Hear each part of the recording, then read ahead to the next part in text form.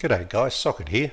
Today we're going to continue on with our PC tool tutorials. This is number 14 in the series, and if you've been following along the last few episodes, we've been looking at the features within the software that are used commonly when you're doing car audio tuning. So they've been specifically the real-time analyzer, the time alignment tool, and today we're going to look at the last one in the signal chain called the outputs. So just as a bit of a reminder, we've seen this diagram in previous episodes where we've been following the signal flow from inputs to outputs. So your source of music, from your head unit or from your phone, coming into the DSP, being manipulated by the input EQ, the virtual processing module where you've had your sound effects being added to your center channel or your subs, and now we get to the output processing where your delays to your speakers or your crossover filter, the effects of those are now added to the signal before that signal is sent to your speaker drivers to be played as sound or music or speech or whatever you happen to be listening to. So we're going to go to the Outputs tab, and today this is where we're going to spend most of our time walking through, I guess, what makes up this tab, all the sliders and buttons and what they mean, and hopefully by the end of it, this messy looking screen will make a bit of sense. Okay, so before we get started, I just want to mention that this is actually quite a technical part of the car audio PC tool software piece, where you're dealing with things like crossovers and slopes and gains and shelf filters and EQ settings and a bunch of stuff like that. So it is a little more technical than some of the other things that we've been looking at. So if you're not already familiar with what is a Linkwitz-Riley crossover, or what is a 24 dB slope, or what do we mean by a parametric EQ, I'd encourage you to go into a bit of research on those things first, I guess. I'll try my best to sort of talk about some of those concepts, but I certainly won't be able to dive in and explain them in any depth in the context of this tutorial video. But yeah, we will be using some of those terms, so hopefully you're across some of that stuff, and that'll make a lot more sense as we're going through the features of this screen. Okay, so let's dive on in. So the first feature we want to have a look at is along the top of the screen. So here we have our output channels, A, B, C, D, etc., and the speakers that are assigned to those channels. So left tweeter, right tweeter, left mid, right mid, etc. Now you might be going, oh, hang on, one minute, this doesn't look like my screen at all. And the reason for that is probably because we're simulating the Helix Ultra, which has 12 output channels. Now you may be using a DSP or make and model that has 10 or 8 or 6. Doesn't really matter. The features and the principles are still the same, and you should be able to follow along. So these output channels and the speakers assigned to them will be reflected, or are the same as your input-output configuration. So we looked at that in the input-output tutorial about how to assign speakers to particular output channels. So they will match. And if you're wondering, well, hang on, that looks different to some of the setups we had in previous tutorials, it's because when you open the demo, the system will automatically put in some default speakers and default frequencies and and so on and so forth. So I'm not going to touch those unless because somebody may be following along.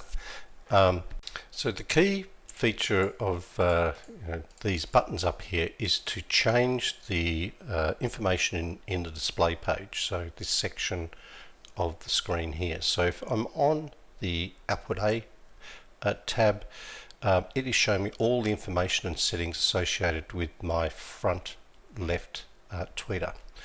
If I'm on this setting here, down here on output K, then it's showing me all the information relating to my subwoofer number 1 and allows me to make changes to the signal output for subwoofer 1 or any of the other speakers that we select. Okay, so let's start looking at a mid-range driver and looking at the various boxes that make up the top half of the output screen. So first of all, we have the high pass filter section, the low pass filter section, the phase polarity and time, and the channel gain and output level boxes. And these are the same boxes regardless of which speaker you click on, but we'll use the a left mid-range driver as an example. So let's have a look at the high pass and low pass filter boxes first.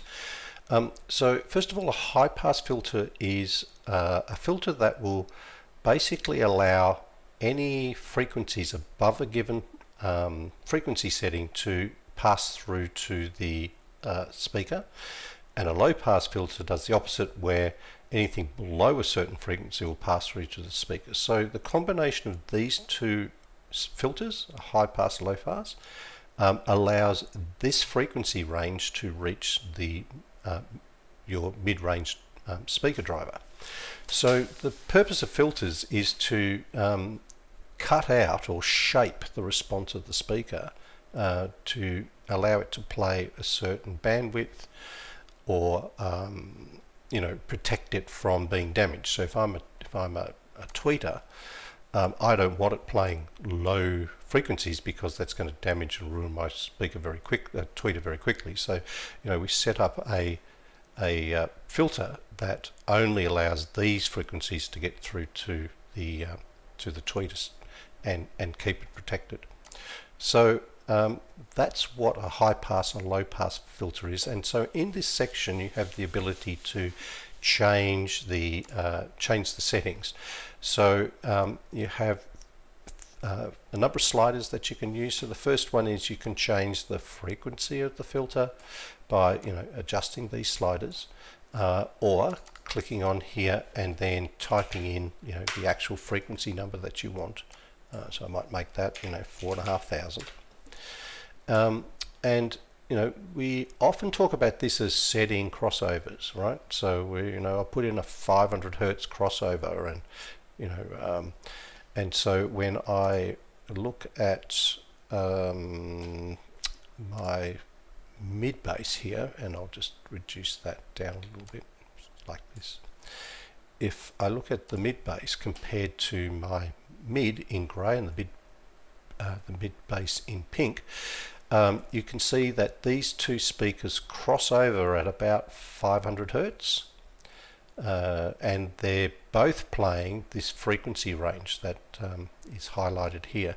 So we call this the crossover region. Okay, and if you get this all playing and timed properly and all of that stuff, then when it plays, you should see the response of the speakers add up together to give you a nice level transition across this region. So that's why they're called crossovers, because it's where the two speakers overlap or crossover. So just going to turn that off for a second and go back to where we were. So as I said, you can change the frequency or the for the filters. You can also change the type of filter. So there are several common ones that are available. For example, a Butterworth, a Bezel, I can't even pronounce that, a Linkwitz Riley. These are all different filters with different characteristics, and I'm not going to go into each of them here. It's something, please go and read up on them if you want more information. But each filter has pros and cons. Linkwitz Riley is commonly used in car audio because it between speakers the phases kind of line up and they're easy to use. But certainly experiment around if you like, but Linkwitz Riley is the most common. You can also change the slope of the filter, so you can have it at 12 dB, which is very gentle, 24 dB, which is the most common. You can make them steeper, and the slope that you select will really depend on the response of your speakers, and you're using this when you're trying to do EQ work. So your response to your speaker might go like this, and you might find you need to reduce the slope so that you've got all of the speaker response covered by this filter. So when you EQ it down, anyway, I won't go into too much detail. So basically you have these three sliders where you can change the different parameters of the speaker. You also have a setting called self-defined, which then will ungray this last slider called a Q factor. So this is kind of a user custom filter setting, I guess, where you can change this Q value to give you some pretty exotic custom filters if you like. I don't really use it very much. I tend to stick to Linkowitz-Riley 24 slopes. So that is the high pass and the low pass sections that apply to each of your outputs, and as I said, they're used to set a particular filter for your different speaker types. Okay, the next box we'll have a look at is the phase, polarity and time box. There are three controls here, one for the polarity on your speakers, so flipping it from normal to inverted, a slider here for changing the phase, and a slider here for adding delay to your speakers. So let's have a look at the polarity functions first, and once again we'll just add on our mid bass to demonstrate. So generally when you're doing some tuning and you're measuring the two speakers together, you may find that there's a massive dip here where the two speakers are not adding together but they're actually cancelling out. So often that's related to a phase problem. So we can click P here if you're running virtual channels, and you can see the phase plots for these two speakers in grey and in pink, and they're supposed to be 60 degrees, supposed to be closer than 60 degrees together. So if you have a look here, the grey one is at 26.67 degrees and the pink one is at 159 degrees, so that's more than 60 degrees out of phase, and that can cause summation problems, particularly through the crossover region. So often flipping the polarity will help that situation. In this case it hasn't, but then you can use these sliders to adjust the phase. So instead of 180 degree polarity flip, which is inverting the polarity, or clicking on this button is a 180 degree polarity flip. This slider gives you, I guess, a lot more fine control over the polarity itself. So all it's doing is inserting an all pass filter. So what's important is through this crossover region you're trying to get these polarity lines to be within 60 degrees of each other. So if I measure that right now, it's 81 on the mid-range and negative 139 on the mid bass, and so we would probably have a dip in this area where the two speakers are interacting. But look, I'm probably getting into a little more detail than is needed. Suffice to say that that's what these sliders are used for, is for dealing with phase issues when you're doing your tuning. The next slider is your time delay, which we talked about in a previous tutorial on time alignment.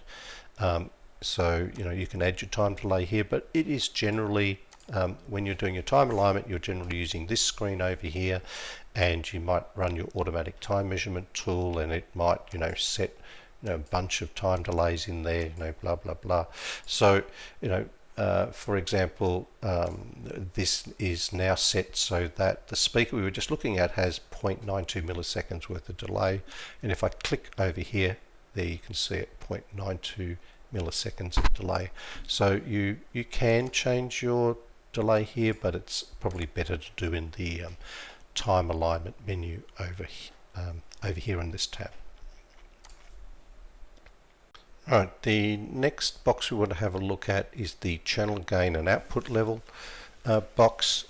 It has, first of all, a mute button which allows you to mute or turn on or off the speaker. That's also reflected down here in the speaker illustration panel. So that's pretty self-explanatory. Then we have a slider here which is used to change the gain or the volume on a particular speaker. So the default is 0, and as you slide it back and forward, this number will change here. So why would you want to change the volume of just one speaker? Well, the answer is sometimes you want to match left and right, so you might need to reduce the gain on one or other speaker to get them level. Sometimes the image on your dash might be pulling slightly to the left, so you want to sort of drop the right hand speaker a little bit in terms of gain and maybe bump up the left to sort of bring that center image back into the middle of the car. Lots of reasons. Sometimes if you're running the automatic real-time analyzer, it may make changes to the gain. So if you pop in here and you see your gains are not exactly 0, it may be because you've been running the auto-tune features on the RTA. But that is where you change the different gains for each of your speakers. Finally, we have this section here which indicates how much power is going through a particular channel and can give you indications of whether you're overdriving a channel or not. These two little buttons allow you to measure that in different ways. I think this is called peak hold, so if you are having overdrive problems, it holds onto the signal for a couple of seconds, so you can identify that. The RMS is sort of like your standard measure, and so you'll see a coloured bar sort of filling this up, and if it turns red it means you're pushing the speakers too hard. As I said, probably an advanced feature that is beyond the scope of this tutorial, but I just mention in case people are wondering, what are those two little check buttons for. Okay, so working down the screen, so this is the speaker filter display, for want of a better term.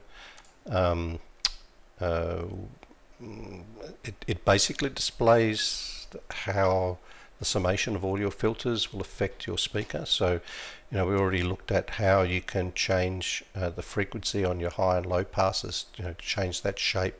And we'll get into this later, but the effect of your EQ filters, on this shape.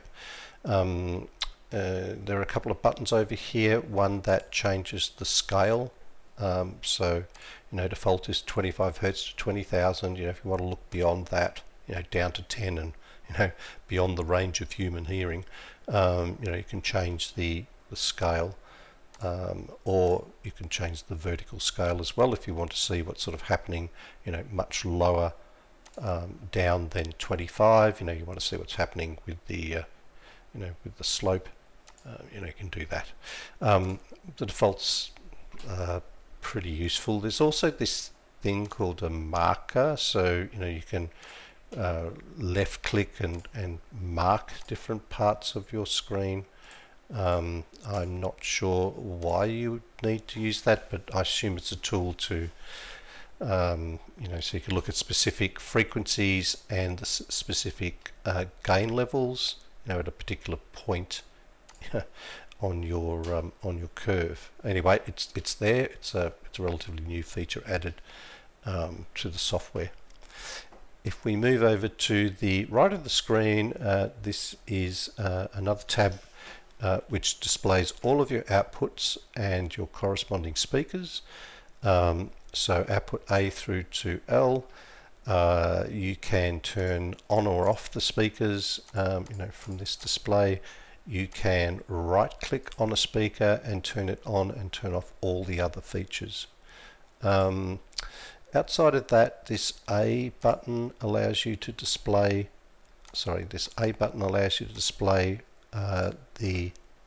filter responses for all the speakers that you put a little, that you activate. So you can, as we looked at before, I want to see my left mid, and I want to see the left mid bass at the same time, and I want to look at my left tweeter as well. You can bring all those plots up. So once you've run your RTA and you've done your EQ work in your auto RTA, this will all be bouncing around, and so you can look at the different responses all on one screen just by selecting the A on the corresponding speaker that you want to see. And we looked at this briefly before. You can also, if you're running virtual channels, you can also look at the predicted phase plots for each speaker, and the same thing you can do that for show multiple speakers on the same screen at the same time. These next two buttons, I'm not 100% sure what they do. They're relatively new.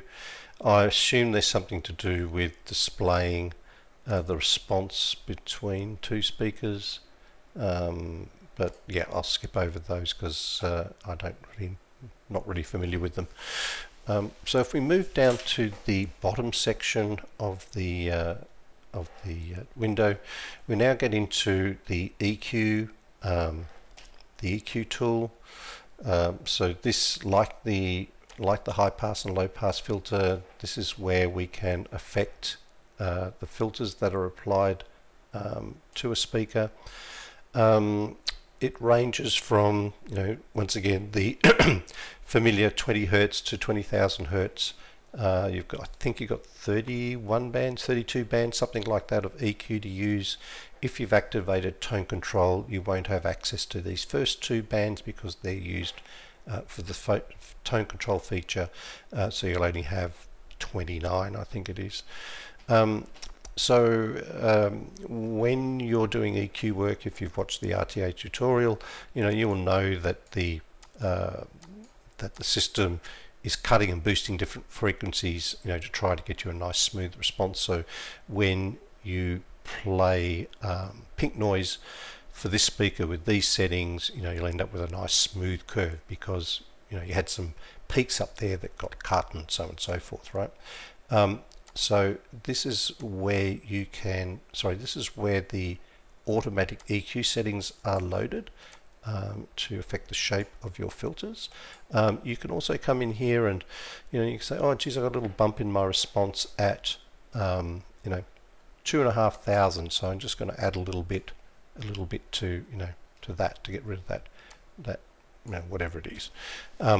So that's what these sliders are used for, but generally they're going to be programmed if you're using your auto RTA, or if you're using an external program like REW or Smart or something like that. You can actually import your EQ settings in here, and I think if you push I, yes, it'll bring up a window where you can load a file from REW, and instead of manually putting in all the EQ settings, it'll automatically drop those things in. Over here you have a bypass button, so if you have a bunch of EQ filters and you just want to turn them off without actually zeroing them all out, you can click on that. Let's see if I can do an example. Right, so your settings aren't lost, but it bypasses that. If you decide that you want to reset them all to 0, there is a reset button down the bottom here, which will reset just the screen that you're currently on. Over here on the right is your different types of EQ filters. So once again, I'm not going to get into a bunch of detail about this, but there are what we call high shelf filters. So if you were, what's a good example, running a tweeter and you wanted to put a high shelf filter in here, it hasn't worked. A high shelf filter and at 16,000, like this, what the high shelf filter will do is push up all the high frequency end of the response. And if you're working in with a sub, and you want to put in a low shelf filter, once again you can lift or reduce the the low end of the spectrum using EQ shelf filters. But most of the time you're going to use a thing called a parametric EQ. So this is really handy where you've done some analysis and you go, look, I want to put in an EQ at exactly 1200 hertz. I want a 4 dB gain and I want a Q of 7, right? And bingo, that will insert a filter at exactly 1.2 hertz. So once again, probably a little more advanced than needs to be for this tutorial. If you're interested in EQ and EQ filters, once again, plenty of stuff on the net that you can research and learn a lot more about. But just to say that this is a very powerful tool for doing EQ work and dealing with peaks and dips and phase issues and a whole bunch of other things, and is really the heart of your car audio tuning. So once again, this has been a pretty long video. It's a pretty busy screen with lots of different features. I'd suggest that if you want to learn a bit more about it, certainly load up some files or just have a play, jump around, click a bunch of buttons, particularly in demo mode. You're not going to cause any damage, and just get familiar with the controls. This is the opening screen when you open the software, because this is the screen where you probably spend most of your time when you're doing car audio tuning. So look, I hope that was helpful. Once again, please leave a comment if you've got any questions, and I really appreciate you hanging all the way through to the end of this tutorial, and looking forward to seeing you in the next one.